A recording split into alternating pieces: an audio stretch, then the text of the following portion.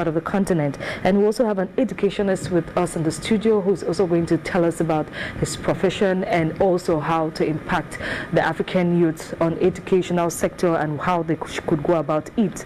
So, ladies and gentlemen, I present to you my panelists, those who are in the studio with me to throw more light on this topic. First of all, we have the European Federation Free, Mr. Alfred Vodawinkler. Good afternoon. You're welcome to the program. Thank you. It's my pleasure to have me here. Thank you very much for honoring our invitation.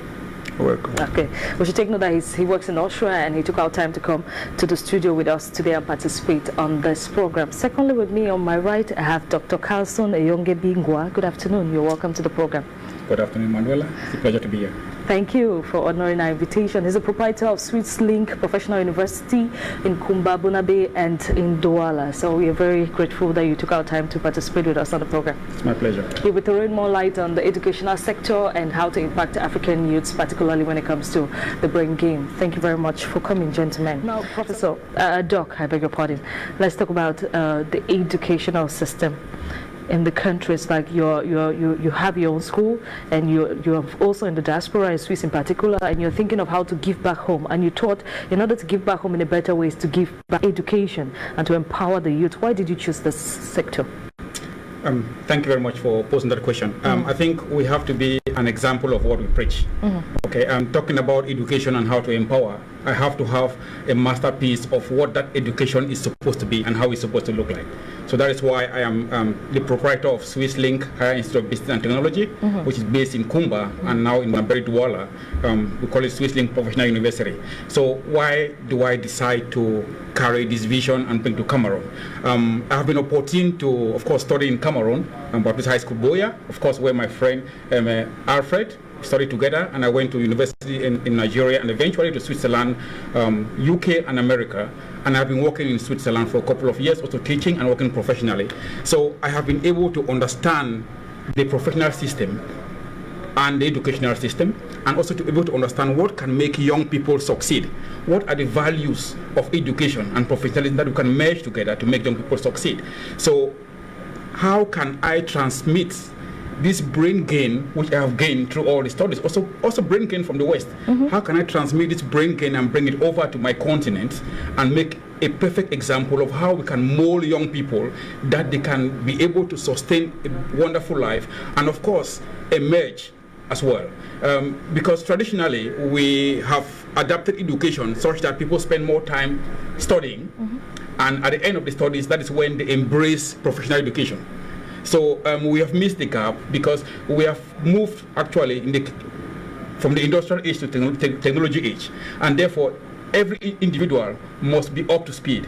So how can we bring technology or professionalism such that students get this knowledge at a very early age or very early age of their career before they actually start specializing? So that's why SwissLink Professional University is doing as an example of this model. So what does it mean?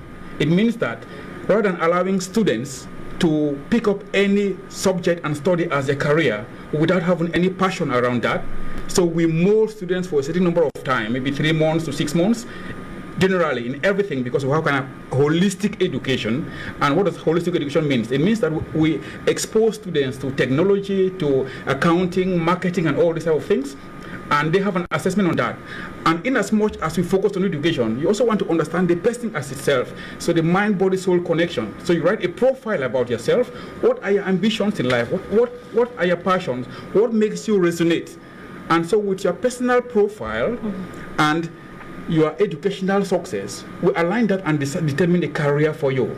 Okay, we've had cases where students wanted to study computer engineering, but they're good musicians or singers. So we have actually recommended them to study marketing because they can do the branding and of course they can be able to promote their label. So professional education basically means get the students trained from a very early age. In most African countries, in Cameroon, you have the baccalaureate level, after baccalaureate or advanced level. In Nigeria also you also have after the advanced level or the WAEC level. So most of the African countries, even in Ghana, as well, they have those levels. So after that, so because most often traditionally students go to university because a parent or a friend or a group of people have actually told them about a specific topic or a specific career. But at the end of it, the reason why many people, I would say, don't have job opportunities is because they cannot look for a job when they have a certificate which they don't feel attached to that. Okay, you spend 4 years studying a bachelor's program, and you come out with a management degree or a degree which probably your passion was marketing or accounting. And therefore, how would you present yourself in an interview to be able to convince the employer to offer you the job? So that's why SwissLink existing now in Cameroon. Of course, we expect to have this model replicated across other African countries, but given an opportunity for that. Definitely. You are one of the hundreds of diasporans that are struggling to come back and give back to their country. But there are many others who are not interested. When they go out for greener pastures or they go out for education, they don't want to come back and give back something. To you, what is the problem, and how can these people actually be spoken to so that the train is turned around and they come back and probably invest in their continent to impact the youths too, to probably do the same? I think it's a matter of your passion and what you think you know best and how you think you can be able to replicate, because in as much as we study different things, some people are gifted in being able to communicate what they have studied to others. Okay, and some people feel more connected to their country or their continent, and they want to be counted, because think about it, I may do all the wonderful work in Europe and teach at universities, I work at top companies, but I feel I'll make a much more bigger impact if I'm in my continent, my locality, and my environment. So I'm able to empower people where you understand their parents, you understand their nature of life. We have gone through, including my friend Alfred, we've gone through the same society, so we know what people go through, and therefore giving back for us is a passion, it's a skill, and we feel more contented, we feel more fulfilling by giving back. And other people may have different reasons why they don't give back, but we think that we have to start making this giving back a priority to be able to develop our country, our continent, so we can fully emerge and become one of those countries which people can truly emulate. Some people think it's because of governance, as you rightly said when we're talking about the elections in Guinea-Bissau, that the governments don't really give them space and don't give them opportunity to come back and give back home. But probably there are a lot of things that are changing in Africa and different countries, and those people are not sensitized because what they knew in those back days, dictators and this, the country is not nice, it's not favorable for me to come back, taxes and the rest. But things are changing and they don't even know the trend. So are you people thinking of some way or some kind of meeting or probably your social media to probably talk to your friends in the diaspora to tell them that no, things are changing, I was able to do this back at home, and probably you too can do that back at home? Absolutely. I mean, just like you are doing in your channel or your program, people get to see things evolving and see democracy or other aspect happening in Africa. Okay, so what we clamor for to be able to have a fruitful impact when we come to give back is, of course, the infrastructure, because there are things which you can do with your knowledge and you can try that, it works well, but of course you also have to educate people around who are responsible for managing infrastructure, so they have a better vision and understanding as to why you want to achieve that.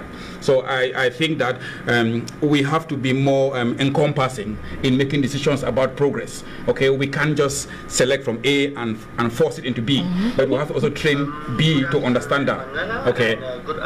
And the call center is going to put you through. While waiting for the call center, Doc, let's ask one last question before the call center will indicate to me on the callers. Talking about still on the educational sector and what we have to give back to the people. And you earlier said you're doing your own part, definitely, because you're passionate about your country and what you went out to learn. You're trying to impact it. One of the reasons that people say things are not really working here is because the educational system, people learn what they cannot actually produce later. Like you have people learning different fields in school that when they come out, you don't have a lot of technology, a lot of agriculture, things on agriculture that when people leave, because we know Africa, we are mainly a tropical area, there's a lot of things on the agricultural sector. Don't you think that should be a sector that the governments in different African countries can really handle and boost? Because we have raw materials that our own people can be able to refine, but we don't refine them. We spend our time sending them outside, and because we send them outside cheap, because we can refine crude, and then the refined outside, when it's sold, sent back here, to sold at exorbitant prices that we cannot keep up with it. So probably the government should look at the technological sector more, so that we can be able to empower ourselves and everything is produced and refined here, so that we also export and sell expensive. I think that's a very good question, but we have to look at it. We have to take several steps back to look at how we can embrace such situations. First, we have to be able to understand that what we are training by the time we produce the output of what we are training, they should be absorbed in the job market. Okay, so we would see that probably people study or learn a specific program or career, but by the time they graduate, the world has moved forward, and that program has become obsolete. Definitely. Okay, so that is why it's very important. Also, as SwissLink Professional University is doing, it's important to catch students at a very early age and train them on what is trendy, what is relevant. And in as much as you mentioned that there are specific sectors like agriculture or whatever, technology, which is relevant to the students, such that once they graduate, they're able to have a profession or a job. But often at times, the error we do is that we focus too much on academics, learning for 3, 4, 5 years, and by the time you graduate, what you have learned must have expired. Okay. So we expect that you learn from the beginning by practicing what you are learning, and this is what SwissLink does. Thank you very much. We're almost at the end of the program. Let's take these callers.